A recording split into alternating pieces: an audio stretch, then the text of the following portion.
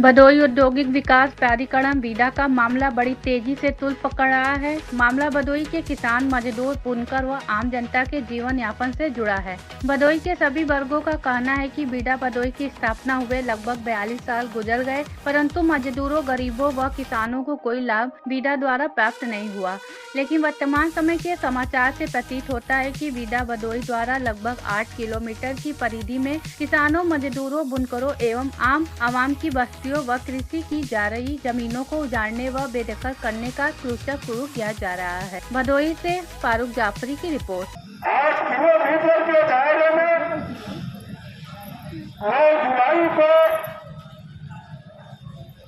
इन्होंने नोटिस दे दिया, सूचना दे दिया कि हम 8 किलोमीटर के दायरे में अपना एरिया हम कब्जा करेंगे।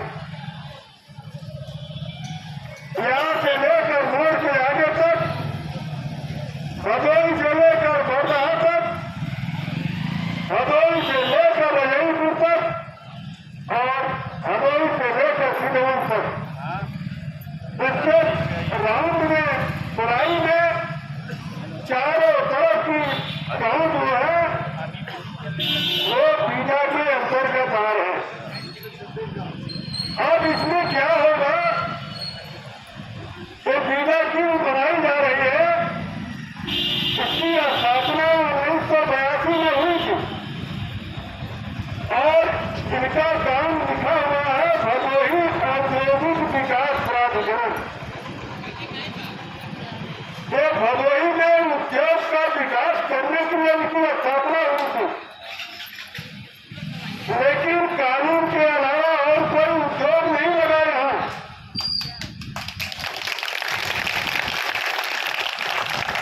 और 42 साल से क्या कर रहे थे? हराम का पैसा वसूल करके खा रहे हैं। 42 साल बाद बाबा जी ने फरमान जारी कर दिया है। बाबा जी समझ गए ना, कागज में कहीं जो बाबा कहे वो सही, कानून कुछ नहीं, एक ही कानून उनके पास है, वो सीधे सीधे बुलडोजर लगा रहे। आजकल उनका नाम लोग रख दिया है बुलडोजर बाबा।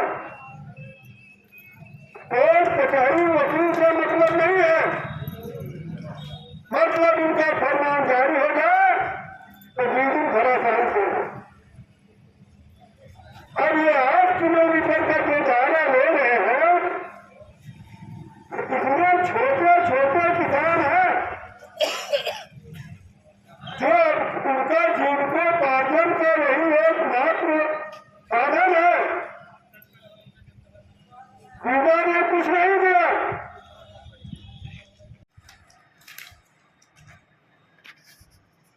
सर पूरा परिचय। मेरा नाम इम्तियाज़ अहमद है और ये हमारी तीसरी पीढ़ी से हम लोग कालीन का काम में लगे हुए हैं और हमारी काउंसिल है सेंट्रल गवर्नमेंट की कारपेट एक्सपोर्ट प्रमोशन काउंसिल, उसके हम बोर्ड मेंबर हैं। और हमारे यहाँ पे भदोही में एसोसिएशन है ऑल इंडिया कारपेट मैन्युफैक्चरर, उसके भी हम जो है बोर्ड मेंबर हैं। सर बीडा की जो बातें चल रही हैं एक वायर को लेके, इससे कितना लाभ भदोही को होगा या नुकसान होगा, क्या कहना चाहते हैं, क्या आपके मन में चल रहा है? देखिए, बीडा का जो ये महायोजना आया है इसमें काफ़ी विसंगतियां हैं और जो है कि ये समझ के परे है कि ये किस तरह से प्लानिंग कर रहे हैं और किस तरह से विकास करना चाहते हैं। भाई देखिए, विकास का तो हमेशा स्वागत है, किसी भी तरह का विकास है उसका स्वागत होता है, लेकिन विकास जो होता है वो उस क्षेत्र के लिए होता है, उस क्षेत्र की जनता के लिए होता है। और ये जो विकास का जो एक मॉडल लेके बीडा आई है, इससे तो हमको लगता है कि इस क्षेत्र का बहुत बड़ा नुकसान हो जाएगा। और कालीन का काम जो पूरी दुनिया में जो है भदोही कालीन के काम के लिए जाना जाता है, भदोही नगरी कालीन नगरी के नाम से जाना जाता है, ये जो है धंधा एकदम चौपट हो जाएगा। क्योंकि जिस तरह से इनका प्लान है कि हम 2041 में इसको डेवलप करेंगे, अभी ये जगह अलग अलग जगह को चिन्हित कर रहे हैं, यहाँ पे बुनाई का काम होगा, यहाँ कारखाने लगेंगे, यहाँ रहायशी मकान बनेगा। तो आज आप निशान लगा देंगे और 2041 में आप कह रहे हैं हम विकास करेंगे।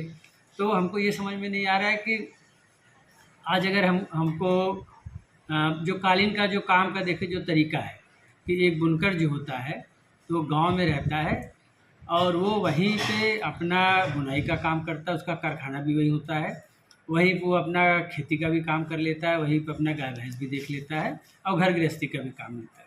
इसलिए कोई बहुत ऑर्गेनाइज सेक्टर नहीं है कि यहाँ पे बड़े बड़े कारखाने हैं और वहाँ पे टाइम टेबल के हिसाब से लोग जाते हैं और काम करते हैं। न इस तरह के यहाँ पे बुनकर है, न ये इस तरह का काम का मॉडल है। तो अभी अगर ये क्षेत्र वाइज इसको डिसाइड कर देंगे तो बुनकर काम ही नहीं करेगा, बुनकर भाग जाएगा छोड़ के।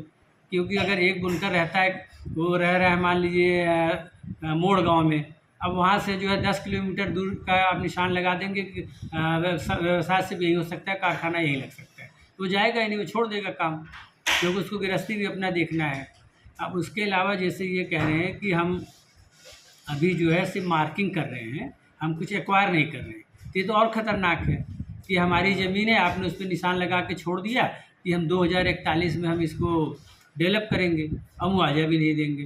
तो ऐसे स्थिति में सर मतलब अगर ये चिन्हित करते हैं तो क्या उसका मुआवजा देंगे, या फिर अगर ये चिन्हित कर लेते हैं तो फिर किसान अपनी ज़मीन बेच भी नहीं पाएगा? ऐसे स्थिति में क्या होना चाहिए? ऐसा है, देखिए इस पर मैं कई बार बीडा में गया और बात हुई मेरी, तो पहले तो यहाँ के अधिकारियों को भी पूरी बात पता नहीं, आप उनसे 4 बात पूछेंगे तो 3 का उनको जानकारी नहीं, कहीं वो बता पाते हैं। फिर वो फ़ोन करते हैं लखनऊ, किसी से पूछेंगे उसमें भी आधी अधूरी बात बताते हैं। तो सबसे पहले तो भाई जितने भी भदोही के लोग इससे प्रभावित होने वाले हैं, जिनको चाहे फ़ायदा होने वाला है या नुकसान होने वाला है, तो इसमें 1 साल का कम से कम समय दिया जाए, सारे वर्गों से इस पर बात किया जाए और देखा जाए कि भाई किस तरह से प्लान किया जाए कि बढ़िया विकास हो जाए, उसमें नुकसान ना हो, कोई पलायन ना हो, बुनकर जो है काम छोड़ के भागे ना, निर्यातक जो है भाई ज़िला छोड़ के दूसरे ज़िले में ना चला जाए। क्योंकि अभी पीछे भी बीडा की बहुत सारी दिक्कतों की वजह से बहुत लोग जो है यहाँ से छोड़ के हरियाणा में जाकर अपना कारखाना लगा लिए हैं पानीपत में। तो इसमें हर वर्ग से बात करना चाहिए, और अगर आप आज हमारी ज़मीन पे निशान लगा रहे हैं कि हम जो है इसको इस काम के लिए एक्वायर कर रहे हैं, तो भाई आप निशान लगा लीजिए, आप हमारा मुआवजा दे दीजिए, फिर आप अपना विकास करिए, 2041 में करिए, 2051 में करिए। मौजूदा सरकार से क्या उम्मीद रखते हैं आप, क्योंकि यहाँ पर बाबा जी हैं, तो उनसे भी क्या कहना चाहेंगे आप? देखिए अभी उत्तर प्रदेश सरकार का जो रवैया है बहुत पॉजिटिव है, सरकार बहुत पॉजिटिव वे में काम कर रहा है और सरकार का पूरा प्रयास है कि भाई हर जगह विकास हो और यहाँ पे जो है कि कारखाने लगे, लोग काम करें और रोज़गार हो, भाई खुशहाली है। और जिसके लिए निरंतर जो है भाई माननीय मुख्यमंत्री जी प्रयास कर रहे हैं। आज भी जो है 3:30 बजे MSME का एक बहुत बड़ा मीटिंग हम लोग के साथ होने वाला है, ऑनलाइन मीटिंग होगा जिसमें कालीन उद्योग से लगभग 300-400 लोग जो है जुड़ेंगे। तो सरकार का तो पूरा प्रयास है। अब अगर जैसे राजनीतिक अगर तरीके से हम इसको देखते हैं तो महायोजना आने से 4 विधानसभा प्रभावित होगा, और अगर 4 विधानसभा प्रभावित होगा तो इससे पूरी तरह से जो है सरकार के ऊपर भी प्रभाव पड़ेगा। अब बीडा इन सब बातों को नहीं समझती। भाई विकास इस तरह से होना चाहिए कि बढ़िया विकास हो जाए और किसी को नुकसान भी ना हो। नुकसान होता है, हम ये नहीं करें नुकसान, लेकिन उसको फिर जो है दूसरे जगह स्थापित किया जाए, उसको समुचित मुआवजा मिले। और आप तो ये कह रहे हैं हम ना मुआवजा करेंगे ना एक्वायर करेंगे और न हम डेवलप करेंगे, हम बस निशान लगा के छोड़ देंगे, फिर 2041 में हम आपसे बात करेंगे। इन्हीं सब बातों को लेके आप लोग डीएम साहब से मिलने वाले हैं, तो क्या लगता है आपको किस तरीके की बात रखेंगे उनके सामने? अभी जो हमारे वर्तमान डीएम साहब हैं बहुत ही समझदार और बहुत ही एक्टिव और बहुत ही पॉजिटिव नेचर के हैं। कई बार उनसे हम लोग की उद्योग बंधु में और अलग अलग चीज़ों पे मीटिंग हुआ है, बहुत पॉजिटिव है। अगर हमें 2-3 दिन में ही हम लोग मिलने वाले हैं, तो हमें लगता है कि अगर अपनी चीज़ों को अच्छे से प्रेजेंट किया जाएगा तो चीज़ें में सुधार आ जाएंगी। अभी जो एक डर का माहौल जैसे बन गया है भदोही में, हर आदमी जो है अपना काम धाम छोड़ के इसी पे बात कर रहा है, तो हमें लगता है कि उसका अच्छा सा रास्ता निकल जाएगा। इसमें डीएम साहब से हम लोग रिक्वेस्ट करेंगे कि पहले इसमें 1 साल का कम से कम समय दे दिया जाए, हर वर्ग जो है इस पर बढ़िया सा चिंतन कर ले, सरकार बीडा के साथ बैठ के एक पॉइंट पे बात हो जाए और विकास इस तरह से हो कि भदोही आगे बढ़े, और ना इस तरह से ना हो कि भाई जो हज़ारों साल का यहाँ जो कारपेट हेरिटेज है हमारा कालीन का व्यवसाय है, ये चौपट हो।